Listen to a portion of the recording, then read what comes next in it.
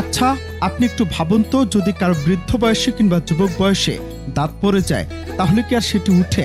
হয়তো সোজা সাপটা উত্তরে বলবেন, একদমই না। কারণ আপনাদের মতে ছোটবেলায় দাঁত পুনরায় ওঠে, কিন্তু নির্দিষ্ট একটা বয়সে এসে সেটি আর হয় না, তাই তো? কিন্তু সময় বদলেছে, এবার পড়ে যাওয়া দাঁত গজাবে যে কোনো বয়সে।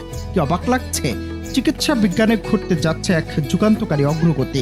জাপানের একদল গবেষক দাঁত পুনর্গঠনের এক অভিনব ঔষধ তৈরি করেছেন। তাদের ভাষ্য মতে এই ঔষধ মানুষের শরীরকে প্রাকৃতিকভাবে নতুন দাঁত গজাতে সহায়তা করবে।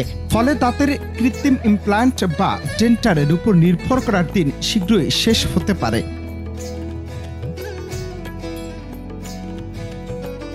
বিজ্ঞানীরা আবিষ্কার করেছেন USAG-1 নামক প্রোটিন মানুষের শরীরে নতুন দাঁত গজানোকে বাধা দেয়। গবেষকরা পরীক্ষাগারে এই প্রোটিনকে ব্লক করার একটি পদ্ধতি খুঁজে পেয়েছেন। এতে শরীরের ভেতরে সুপ্ত অবস্থায় থাকা তৃতীয় সেট দাঁতের কুড়ি সক্রিয় হয়। পরীক্ষামূলকভাবে ইঁদুর ও ফারেটের উপর প্রয়োগ করে দেখা গেছে যে তাদের শরীরে সফলভাবে দাঁত জন্ম নিতে শুরু করেছে।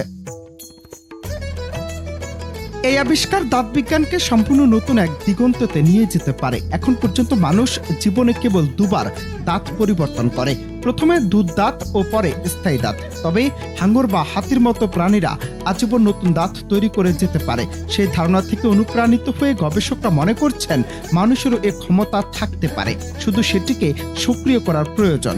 বর্তমানে গবেষক দল মানুষের উপর ক্লিনিক্যাল ট্রায়াল শুরুর প্রস্তুতি নিচ্ছে। যদি সবকিছু পরিকল্পনা অনুযায়ী এগোয়, তবে আগামী 2030 সালের মধ্যে এই চিকিৎসা বাজারে আসতে পারে।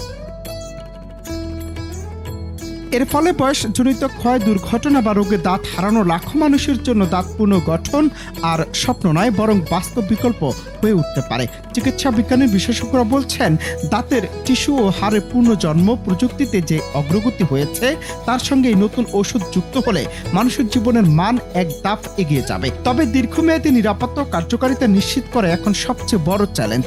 সফল হলে এটি হবে মানব স্বাস্থ্যের ইতিহাসে এক মাইলফলক আবিষ্কার। অনন্ত হাসান মাসুদ, বাংলা টিভি।